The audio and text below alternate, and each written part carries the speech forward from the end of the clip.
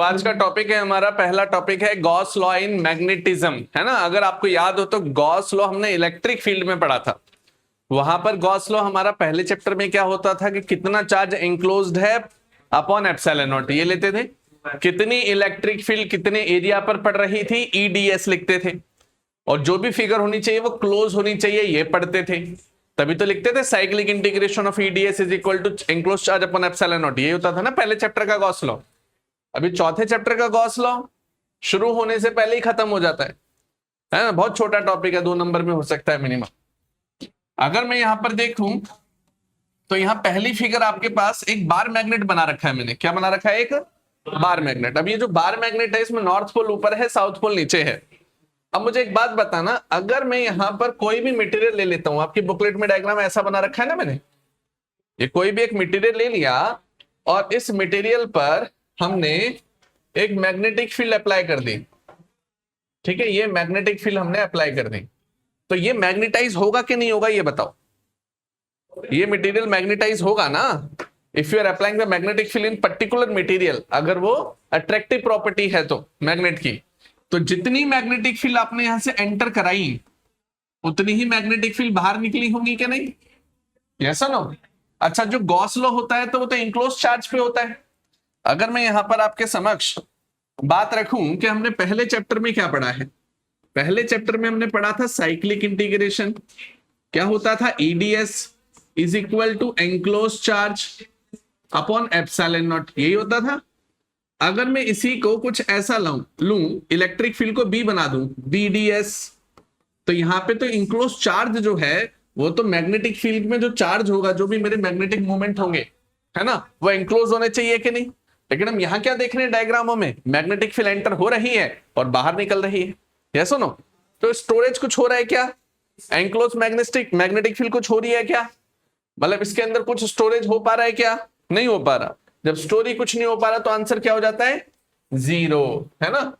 तो 0 जो है वही हमारा गॉस लॉ ऑफ मैग्नेटिज्म होता है कि कितनी भी मैग्नेटिक फील्ड कितनी भी सरफेस एरिया पे दे दो, अंत में जितनी मैग्नेटिक फील्ड अंदर जा रही है मटेरियल में उतनी ही बाहर निकल रही है ना। कोई भी पार्ट इंक्लोज्ड नहीं है, तो इसी को गॉस लॉ इन मैग्नेटिज्म बोलते हैं। जैसे क्लोज सरफेस सिलेंडर की ले रखिए, अगर हम देखें एक तरफ नॉर्थ पोल है एक तरफ साउथ पोल है, तो एक्सटर्नली हमने पढ़ा था नॉर्थ से साउथ जाएगी, है ना।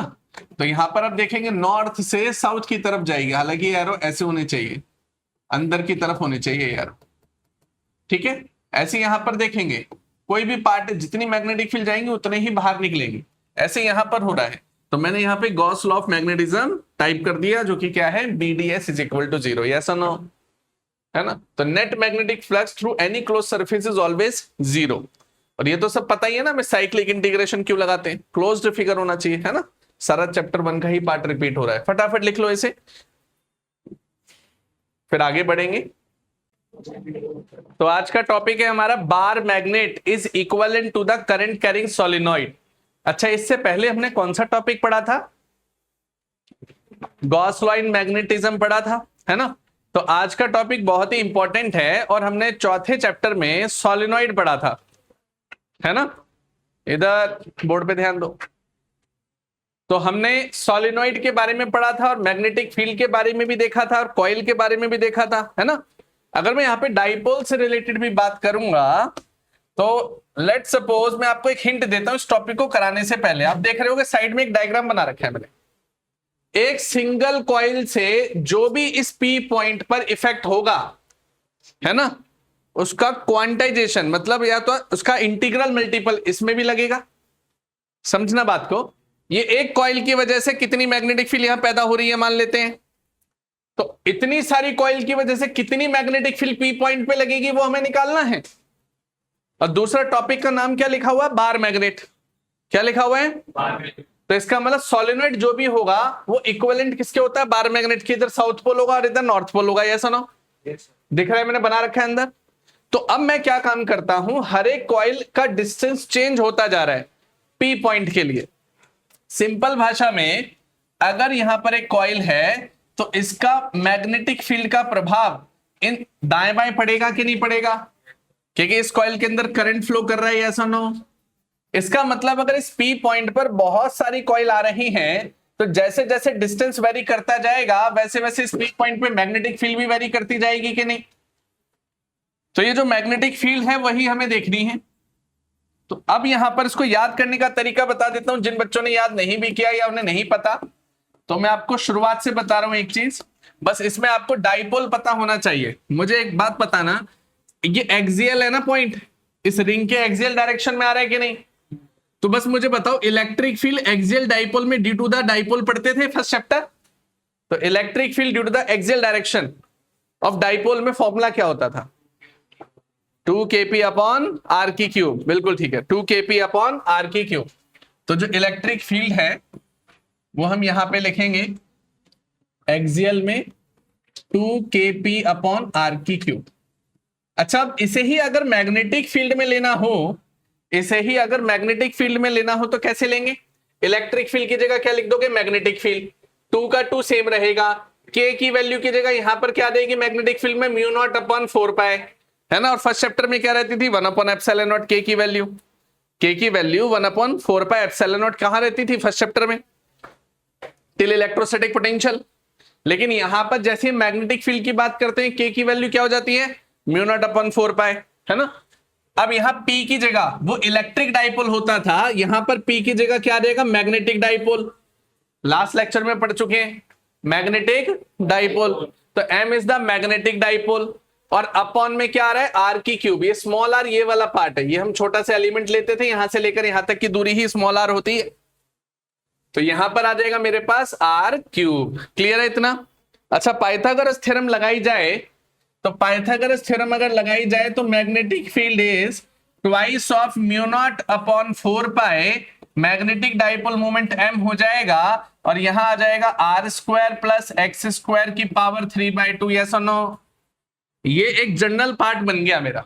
एक कॉइल की वजह से इस पर्टिकुलर पॉइंट पे P पॉइंट पे कितनी मैग्नेटिक फील्ड होती है वो आपके सामने है कि नहीं? अब यहीं से शुरुआत हो जाएगी इस कॉइल के लिए। एक कॉइल की वजह से इतनी मैग्नेटिक फील्ड, तो इतनी सारी कॉइल की वजह से कितनी मैग्नेटिक फील्ड? निकालें, शुरू करें।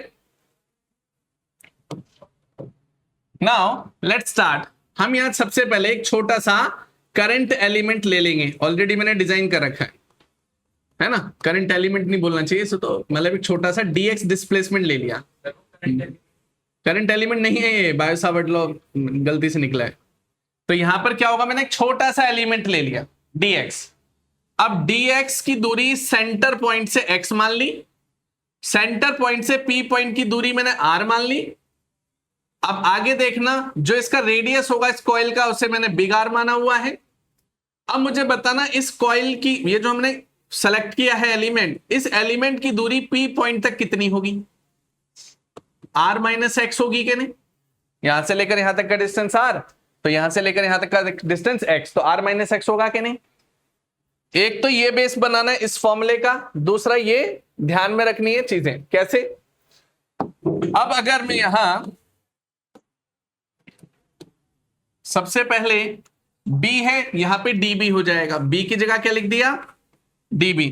2 का 2 सेम रहेगा, म्यू नॉट अपॉन 4 पाई सेम रहेगा।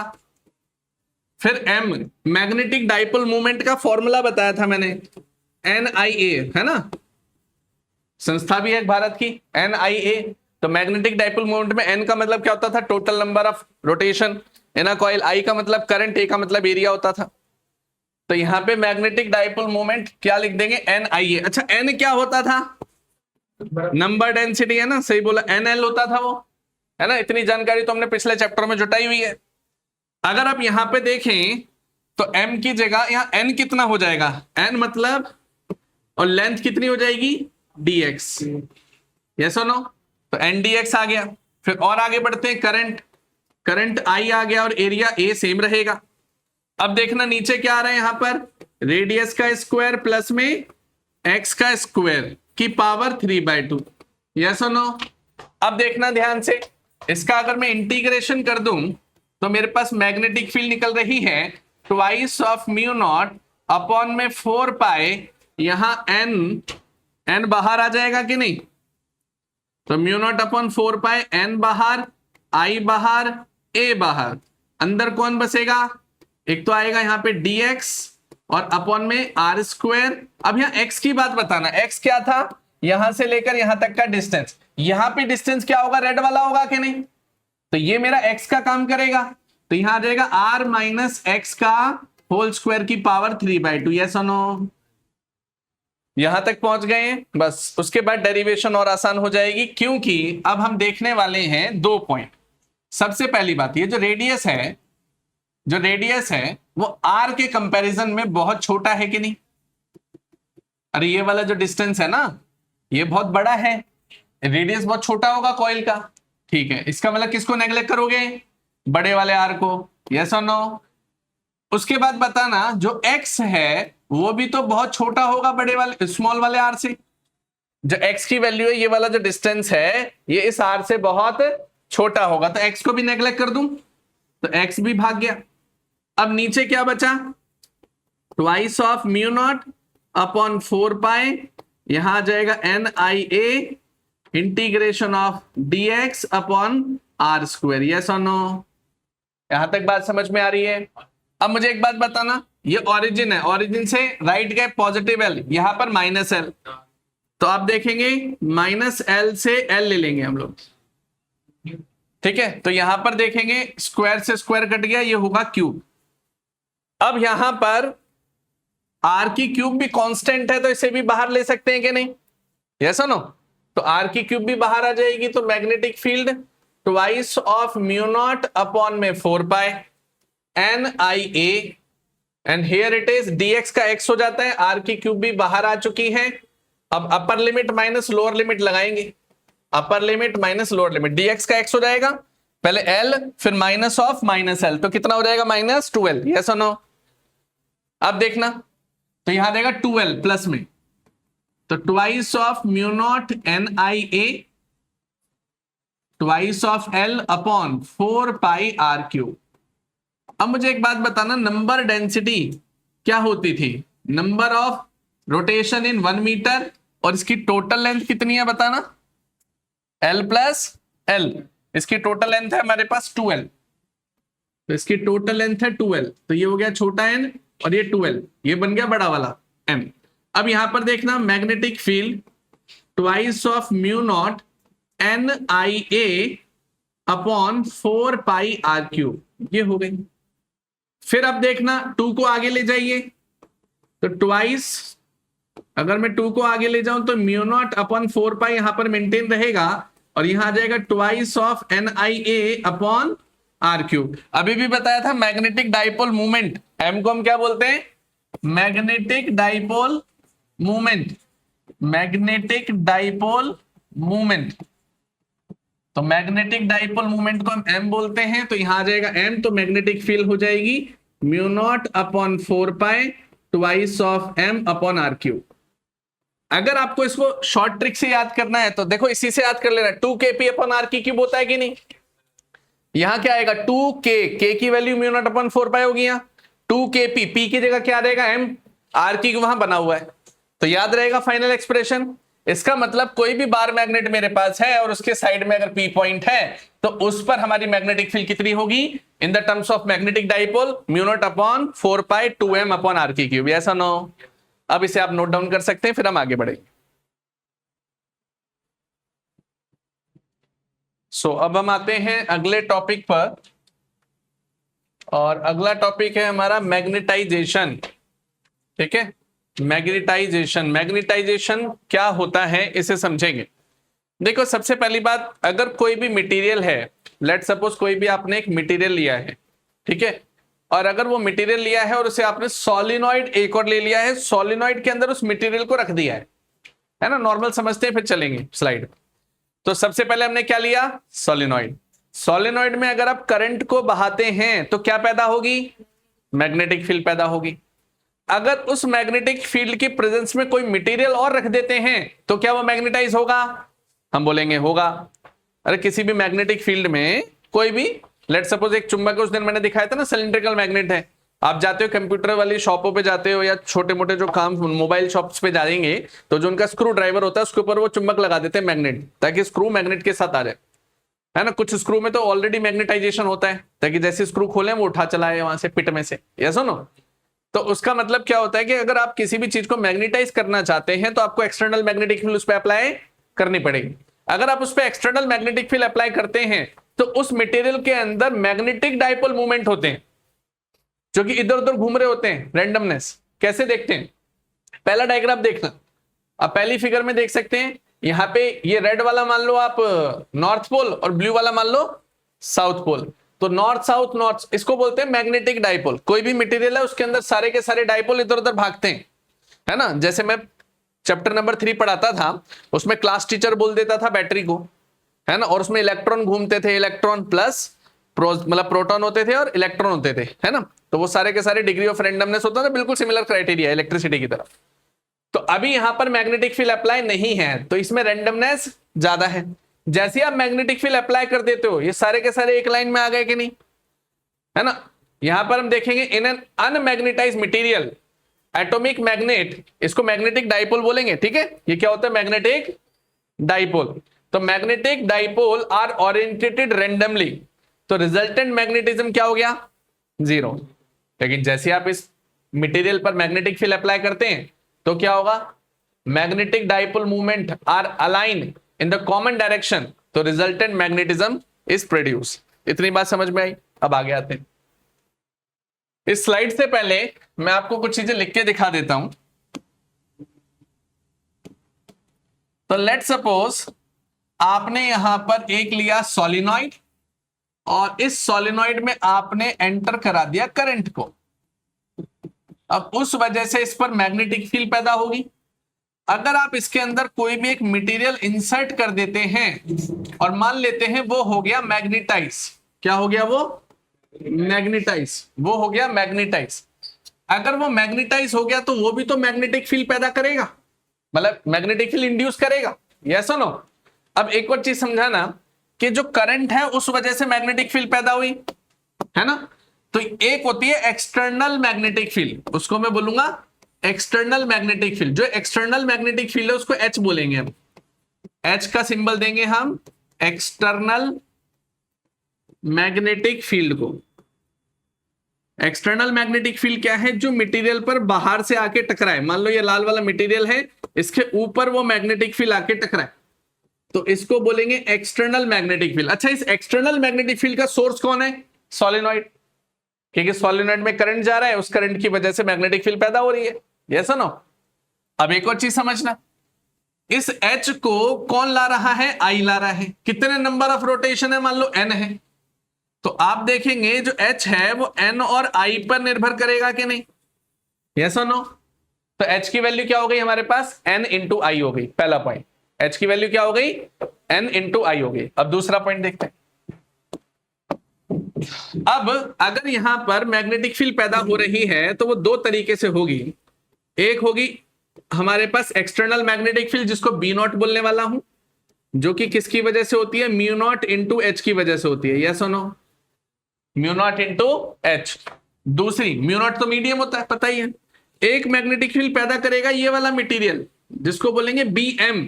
बी एम का मतलब होगा इंड्यूस्ड मैग्नेटिक फील्ड, बी का मतलब होगा इंड्यूस्ड मैग्नेटिक फील्ड। तो ये हो गई, तो एक हो गई बी एम। अच्छा, इंड्यूस्ड मैग्नेटिक फील्ड में कौन होगा, ये मैग्नेटाइज हुआ था ना, तो मैग्नेटाइज हुआ है तो इसको एम सिंबल देंगे। इसका मतलब ये हो गया म्यू टाइम्स ऑफ एम। इतनी बात क्लियर है। अब अगर मैं टोटल मैग्नेटिक फील्ड लेता हूं, अगर मैं यहां पे टोटल मैग्नेटिक फील्ड लेता हूं तो हमें इन दोनों को ऐड करना पड़ेगा, जो कि क्या होगा, बी नॉट प्लस में बी एम। तो बी नॉट की जगह आ जाएगा म्यू नॉट इंटू एच, यहां आ जाएगा म्यू नॉट इंटू एम। तो म्यू नॉट की जो वैल्यू है वो आ जाएगी एच प्लस में एम। तो ये आएगी मेरे पास मैग्नेटिक फील्ड टोटल, यस और नो, यस। अब यहां से ही अगर आपको एच की वैल्यू सेपरेट करनी है तो कैसे कर सकते हैं। अगर एच की वैल्यू निकालेंगे तो B upon mu naught equal to H plus M. H को आप इधर ले आइए तो B upon mu naught minus H equal to M. Formula बन गया कि नहीं, आसान था। अब इसी को हम स्लाइड पे देखते हैं, जो पढ़ाया इसी को स्लाइड पे देखते हैं। तो पहला नोट तो हमने तैयार कर लिया, दूसरे नोट पे आना। दूसरे नोट पे आना कि यहां पर देखेंगे सोलेनॉइड है और इसमें करंट है, करंट की वजह से मैग्नेटिक फील्ड पैदा हुई, और वो कितनी मैग्नेटिक फील्ड होती है, म्यू नॉट इंटू एन आई, हम सबने पढ़ा हुआ है। उसके बाद आते हैं, ये वाला फॉर्मूला हमने अभी बनाना भी सीखा है, एच की वैल्यू भी सेपरेट कर ले। दूसरा, अगर इसके अंदर मैग्नेटिक फील्ड से मैग्नेटाइजेशन हो गया, मटेरियल डाला अंदर, तो मटेरियल से वो मैग्नेटाइजेशन हो गया, तो मैग्नेटाइजेशन हो गया तो उसे हमने क्या लिखा, म्यू नॉट इंटू एम लिख दिया, तो म्यू नॉट इंटू एम आ गया। अब इन दोनों को कर दिया प्लस, तो mu naught into H, mu naught into M, mu naught H plus M, यही किया था कि नहीं। अब यहीं से एच को सेपरेट कर लिया था, तो वहां गया B naught upon mu naught minus M, यही आ रहा था। सो यहां पर ये सब चीजें हमने दे रखी हैं और आप इसे फटाफट नोट डाउन कर लो, कोई डाउट है तो पूछ सकते हैं। तो अब आते हैं हम अगले टॉपिक पर, और अगला टॉपिक है हमारा मोशन ऑफ एन इलेक्ट्रॉन। अब मेरी बात ध्यान से समझना, कुछ चीजें मैं आपसे पूछूंगा, बताना कि हमने क्या पढ़ा था अभी तक, कि कोई भी तार है, उस तार में से करंट बह रहा है, उसकी वजह से मैग्नेटिक फील्ड पैदा हो रही है, यस और नो। और स्टेट ने ये बताया था ना, है ना, if you have a metal wire and current is flowing inside this, then magnetic field is exerted by this wire. मुझे ये बताना सोर्स क्या होगा, वो मैग्नेटिक फील्ड का जो फंडामेंटल पार्ट है क्या होगा। वायर के अंदर क्या होते हैं, एटम, एटम में क्या होते हैं, प्रोटॉन और इलेक्ट्रॉन, यस और नो। Yes sir. अर्थ को भी हम मैग्नेट बोलते हैं, लेकिन आज तक का कॉन्ट्राडिक्शन है, हम पता नहीं लगा पाए कि एग्जैक्टली हम मैग्नेट क्यों बोलते हैं। दो थ्योरी आई थी, एक तो मोल्टन थ्योरी आई थी जो डिलीट हो गई है वैसे हमारे सिलेबस से, मैं वर्बली बता देता हूं। तो मोल्टन थ्योरी आई थी, तो एक क्यूरी टेम्परेचर है जो हम आगे पढ़ेंगे, कि उसने ये बताया कि जब जब आप टेम्परेचर बढ़ाएंगे तो मैग्नेटाइजेशन घट जाता है, और जब टेम्परेचर को घटाएंगे तो मैग्नेटाइजेशन किसी भी चीज का बढ़ जाता है। तो यहां पर यह बोला गया कि टेम्परेचर जो मेटल कोर है, अर्थ का सेंटर है, अर्थ क्रस्ट है, वहां तो बहुत हाई टेम्परेचर है, तो वहां पर कैसे आप बोल सकते हो कि बहुत सारा आयरन है या समथिंग मैग्नेट है, उसकी वजह से वहां पे मैग्नेटाइजेशन प्रोड्यूस हो रहा है। तो ये थ्योरी फेल हो गई according to the Curie temperature. एक दूसरी थ्योरी आई, है ना, इसको आयंस मतलब थ्योरी के नाम से भी जानेंगे, कि अगर वो अर्थ रोटेट कर रही है तो due to the Coriolis force of action, जब सूरज की रोशनी अर्थ के इर्द गिर्द पड़ती है और हवा में प्रेजेंट आयंस जब मोबिलिटी देते हैं, तो उस वजह से मैग्नेटिक फील्ड पैदा होती है। इस थ्योरी को किसी ने नकारा नहीं है अभी तक, लेकिन अभी भी तथ्य नहीं पता है कि क्यों मतलब वो मैग्नेट की तरह बिहेव करती है। लेकिन यहां पर हम एक चीज समझेंगे कि सारी बात आके इलेक्ट्रॉन पे टिकती है, कि इलेक्ट्रॉन में कोई ना कोई मोशन हुआ है और उस वजह से मैग्नेटिक फील्ड पैदा हुई है। तो इलेक्ट्रॉन में एक होती है स्पिन टेंडेंसी। अगर आप कहीं भी बात करेंगे, चाहे यूनिवर्स में बात करें, चाहे अपने अंदर बात करें, तो यूनिवर्स ने एक बहुत अच्छी चीज बनाई है, सिमेट्रिकल पार्ट, बहुत चीजों में लगता है। जैसे अर्थ है, अर्थ को इलेक्ट्रॉन मान लो, सूरज को एटम मान लो, है ना, घूमे जा रहे हैं सारे प्लेनेट उसके इर्द गिर्द, है ना, पूरा अंतरिक्ष है एक तरीके से, पूरा यूनिवर्स एटम की तरह बिहेव कर गया कि नहीं। अब वही चीज सबसे छोटे पार्ट में देख लो, किसी भी मटेरियल में, तो वही चीज मिलती है जो अंतरिक्ष में हो रही है। तो लेट्स सपोज यहां पर हम क्या बात कर रहे हैं कि जैसे अर्थ है, अर्थ अपनी एक्सिस पर भी रोटेट करती है, मतलब वो सूरज के चारों ओर चक्कर लगा रही है और साथ ही साथ अपनी एक्सिस पे स्पिन भी कर रही है, यस और नो। एग्जैक्टली, बिल्कुल इलेक्ट्रॉन भी वही करता है। और यहां पर बस यही था कि जो इलेक्ट्रॉन का स्पिन टेंडेंसी का मोशन है, वही रिस्पॉन्सिबल होता है मैग्नेटिक फील्ड को पैदा करने के लिए। तो स्पिन जो इंट्रिंसिक प्रॉपर्टी बोलेंगे, इंडिपेंडेंट प्रॉपर्टी है इलेक्ट्रॉन की, है ना, तो इंडिपेंडेंट प्रॉपर्टी कौन है, स्पिन करना, इलेक्ट्रॉन का स्पिन करना। जब इलेक्ट्रॉन स्पिन करता है तो मैग्नेटाइजेशन पैदा होता है, उससे रिलेटेड ही ये डेरिवेशन है। और अब हम इसको स्टार्ट कर रहे हैं, ध्यान से देखना। तो सबसे पहले हम मान लेते हैं कि ये हमारे पास एटम है बीचों बीच, और इस एटम पर आप देखेंगे यहां पर मेरे पास एक इलेक्ट्रॉन है, और यहां से लेकर यहां तक का रेडियस r है और वेलोसिटी v है, रेडियस r है और वेलोसिटी v है। अब देखना, सबसे पहले तो हम देखेंगे कि करंट कितना होगा यहां, current due two electron, current due two electron. Current का फॉर्मूला क्या होता है, चार्ज पर यूनिट टाइम। तो चार्ज हो गया इलेक्ट्रॉन, और टाइम पीरियड लेंगे, पूरा टाइम पीरियड हो जाएगा हमारा t। तो यहां पर हो गया हमारा टाइम पीरियड। उसके बाद आगे आते हैं। अब एक और चीज बताना, करंट की वैल्यू तो पता लग गई, इलेक्ट्रॉन अपॉन टाइम पीरियड। अब टाइम पीरियड क्या होता है,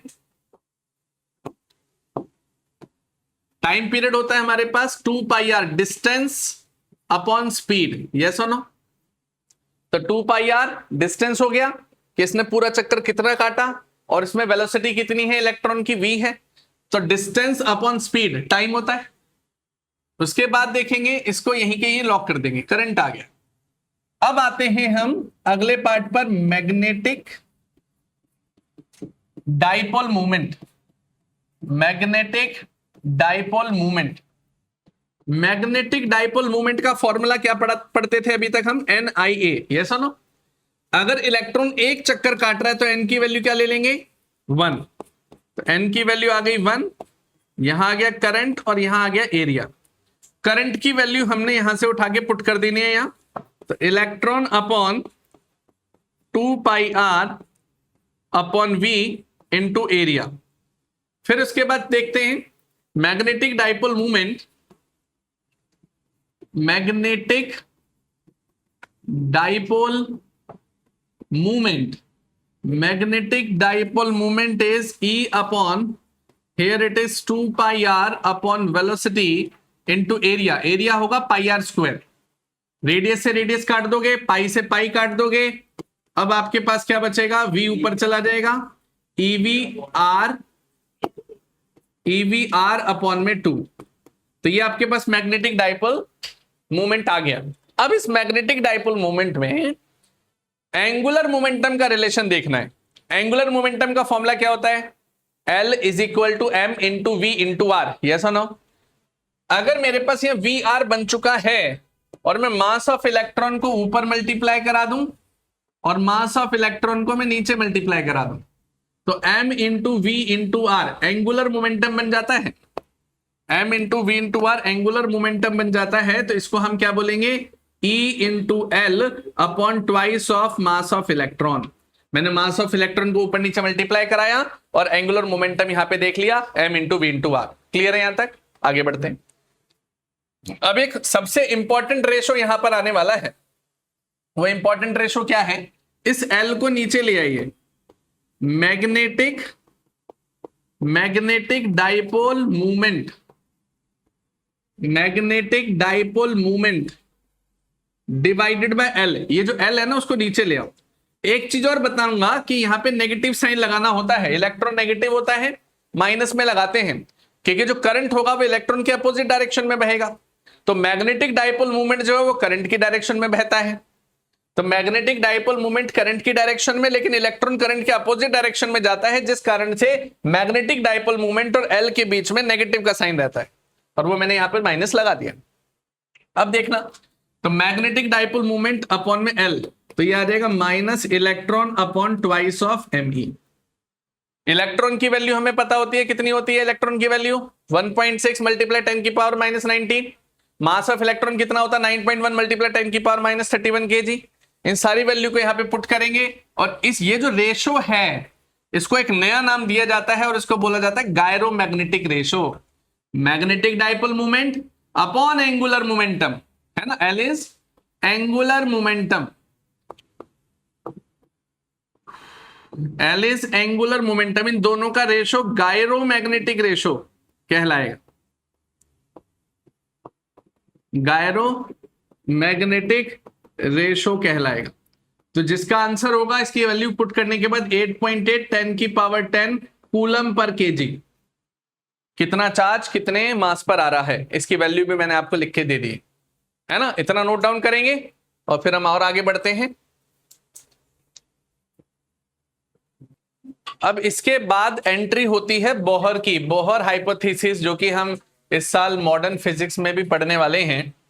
तो अभी देखो, मैग्नेटिक डाइपोल मूवमेंट अपन L को ही गायरोमैग्नेटिक रेशो बोला जाता है, जिसकी वैल्यू क्या आ रही है, E अपॉन में 2ME, यस और नो। अब यहां पर देखना, अगर मैं गायरोमैग्नेटिक रेशो को फोकस में लेता हूं, then what will happen,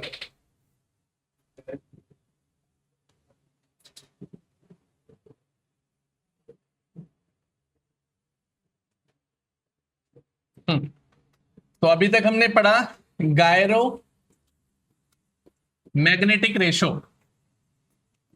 gyromagnetic ratio जो कि क्या होता है, magnetic dipole movement, magnetic dipole movement divided by angular momentum, divided by angular momentum. और इसका फॉर्मूला हमने क्या पढ़ा, minus electron upon twice of me। और जब इसकी हमने वैल्यू निकाली तो क्या वैल्यू आई, 8.8 10 की पावर 10 कूलम पर केजी। यहां तक हम पहुंच चुके हैं। अब इसी के नेक्स्ट पार्ट में देखते हैं कि गायरोमैग्नेटिक रेशो आ गया। अब इसी के नेक्स्ट पार्ट में देखते हैं बोहर हाइपोथेसिस। बोहर ने क्या बोला, बोहर हाइपोथेसिस, इसने कहा कि जो भी इलेक्ट्रॉन है जब वो मूव करता है, जब भी इलेक्ट्रॉन फ्लो करता है, रोटेट करता है, तो अपने डिसीक्रेट ऑर्बिट में ही करेगा ओनली, है ना। Electron revolve in discrete orbit. और इसमें इसने बोला कि एंगुलर मोमेंटम जो होता है वो NH/2π के बराबर होता है। अच्छा, जो एंगुलर मोमेंटम होता है वो तो m into V into r भी होता है। तो NH/2π, तो h की वैल्यू क्या होती है, इसे प्लैंक कांस्टेंट बोलते हैं, पता है सबको। h की वैल्यू प्लैंक कांस्टेंट होती है और इसकी वैल्यू होती है 6.626 10⁻⁻34 जूल सेकेंड, है ना। तो ये h की वैल्यू होती है। अब यहां देखना एक और पार्ट कि अगर मेरे पास ये सब आ चुका है और वो भी हमें पता है magnetic dipole moment upon angular momentum होता है, तो L को अगर मैं उधर ले जाऊं, या इस पूरे की वैल्यू तो मेरे पास 8.8 है ही, तो क्यों ना इस वाले पोर्शन को देखा जाए, L NH/2π, पूरी वैल्यू कैलकुलेट कर ली जाए। तो N की वैल्यू को मान लेते हैं 1, कि पहला ऑर्बिट है ये 1, तो यहां रहेगा 1 इंटू 6.626 मल्टीप्लाई 10 की पावर 34 अपॉन में 2π, तो वैल्यू निकल जाएगी कि नहीं। अब एक और बात समझना, ये L को अगर आप वहां पे मल्टीप्लाई कर देंगे तो मैग्नेटिक डाइपोल मोमेंट निकल रहा है हमारे सामने, लास्ट पार्ट है बस। तो magnetic dipole moment is L times of ये पूरा पोर्शन, L की वैल्यू तो ये रही, और E अपॉन इस पूरे की वैल्यू हमारे पास ऑलरेडी है 8.8 मल्टीप्लाई 10 की पावर 10।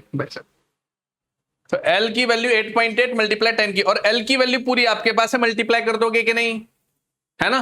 तो इसकी भी एक कांस्टेंट वैल्यू आ गई मैग्नेटिक डाइपोल मोमेंट की, है ना, जो कि होती है आई थिंक 9.24 मल्टीप्लाई 10 की पावर -24।